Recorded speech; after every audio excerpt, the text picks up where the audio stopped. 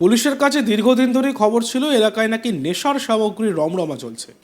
এমনকি এখান থেকে অন্যত্র পাচার হয় সেই নেশার সামগ্রী। এবার গোপন সূত্রে খবর পেয়ে রাতারাতি হঠাৎ করে অভিযান চালালো পুলিশ। উদ্ধার হয়েছে 12 কেজির বেশি নেশার সামগ্রী। পুলিশ ও স্থানীয় সূত্রে খবর, ওই এলাকার ওয়াহেদ আলী বৈদ্য স্থানীয় বাসিন্দা, দীর্ঘদিন ধরেই ওই নেশার সামগ্রী বিক্রির সঙ্গে যুক্ত।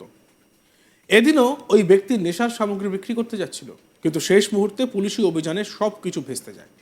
পুলিশ আসার আগেই এলাকা ছাড়ে অভিযুক্ত, ফলে নেশার সামগ্রী বাজেয়াপ্ত করতে পারলেও আসল মাস্টার মাইন্ডকে ধরতে পারেনি তদন্তকারীরা।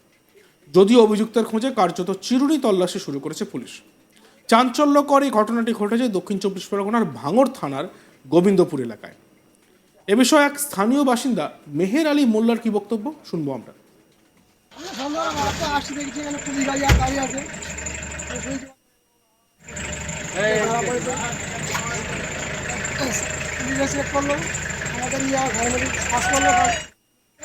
কত টাকা আছে? 12 কিলো। না আপনারা দেখেছেন? কি নাম আপনার? কোথায় এটা, কোথায়?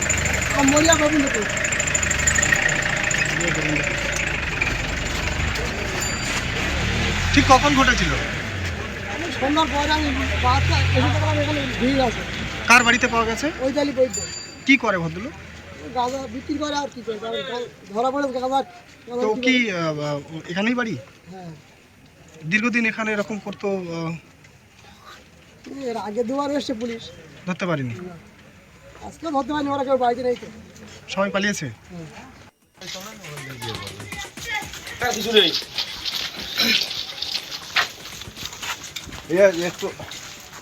একটুখানি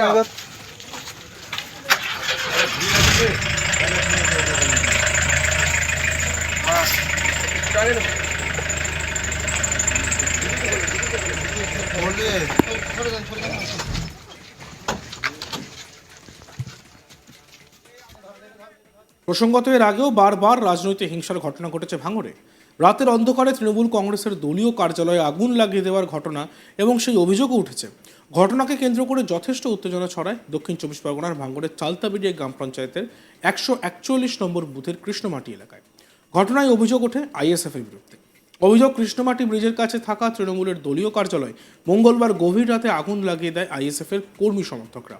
পার্টি অফিসে থাকা মমতা বন্দ্যোপাধ্যায়, অভিষেক বন্দ্যোপাধ্যায় ও শওকত মোল্লার ছবি, বিভিন্ন তৃণমূল নেতৃত্বের ছবি কিন্তু পুড়ে গিয়েছে পার্টি অফিসে থাকা দলের নানান সামগ্রী। এই বিষয়ে শওকত মোল্লা বলেন, ভাঙড়ে আইএসএফ এর পায়ের তলা থেকে মাটি সরে গিয়েছে, যে কারণে আইএসএফ এর কিছু সমাজ বিরোধী আছে নওশাদ সিদ্দিকীর মদতে আমাদের পার্টি অফিস জ্বালিয়ে দেওয়া হয়েছে।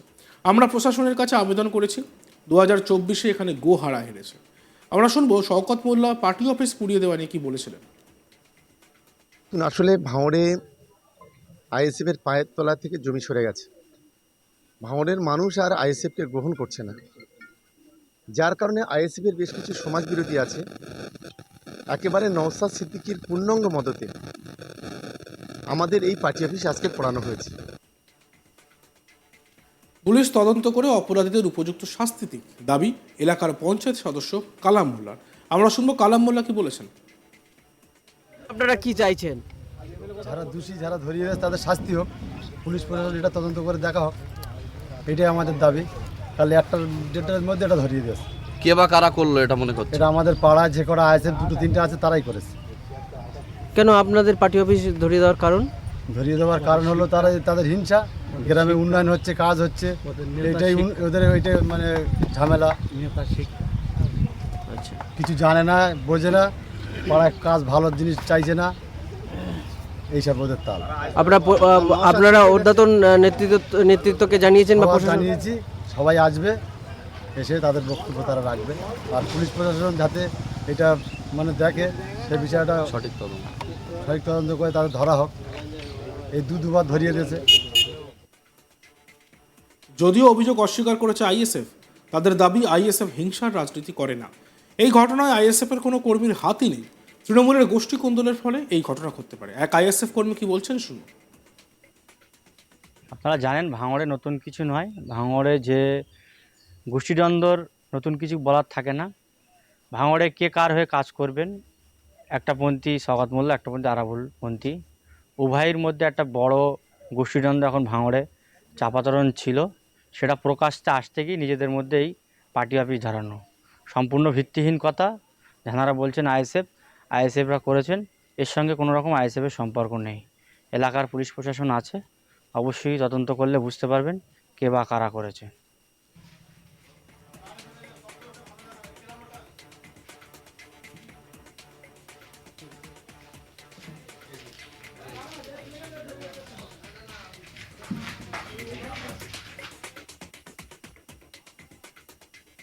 পুলিশের কাছে দীর্ঘদিন ধরেই খবর ছিল এলাকায় নাকি নেশার সামগ্রী রমরমা চলছে, এমনকি এখান থেকেই অন্যত্র পাচার হয় সেই নেশার সামগ্রী।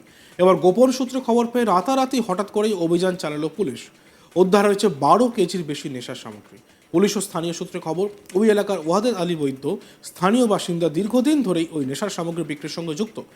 এই দিনও ওই ব্যক্তি নেশার সামগ্রী বিক্রি করতে যাচ্ছিল, কিন্তু শেষ মুহূর্তে পুলিশি অভিযানে সব কিছু ভেস্তে যায়। পুলিশ আসার আগেই এলাকা ছাড়ে অভিযুক্ত, ফলে নেশার সামগ্রী বাজেয়াপ্ত করতে পারলেও আসল মাস্টারমাইন্ডকে ধরতে পারেনি তদন্তকারীরা।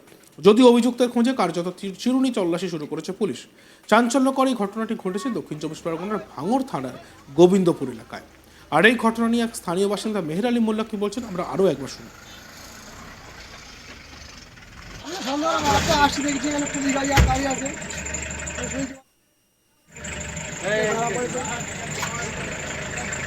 পুলিশ এসে চেক করলো, আমাদের নিয়ে ঘরের মধ্যে শ্বাস করলো। কত টাকা হবে? 12 কিলো 12 কিলো। না আপনারা দেখেছেন? কি নাম আপনার? মেয়ালি মোল্লা, কোথায় এটা, কোথায়? মরিয়া গোবিন্দপুর।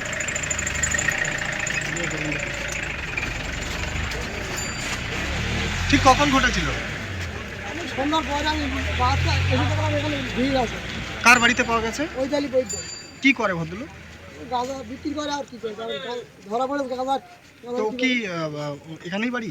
হ্যাঁ, দীর্ঘদিন এখানে এরকম করতো, এর আগে দুবার এসছে পুলিশ, ধরতে পারিনি। আজকে ধরতে পারিনি, ওরা কেউ বাড়িতে নেই তো। সবাই পালিয়েছে। প্রসঙ্গত এর আগেও বারবার রাজনৈতিক হিংসার ঘটনা ঘটেছে ভাঙড়ে। রাতের অন্ধকারে তৃণমূল কংগ্রেসের দলীয় কার্যালয়ে আগুন লাগিয়ে দেওয়ার অভিযোগ উঠেছিল ভাঙড়ে। ঘটনাকে কেন্দ্র করে যথেষ্ট উত্তেজনা ছড়ায় দক্ষিণ চব্বিশ পরগনার ভাঙড়ের চালতাপিড়িয়া গ্রাম পঞ্চায়েতের 141 নম্বর বুথের কৃষ্ণমাটি এলাকায়। ঘটনায় অভিযোগের তীর আইএসএফের দিকে।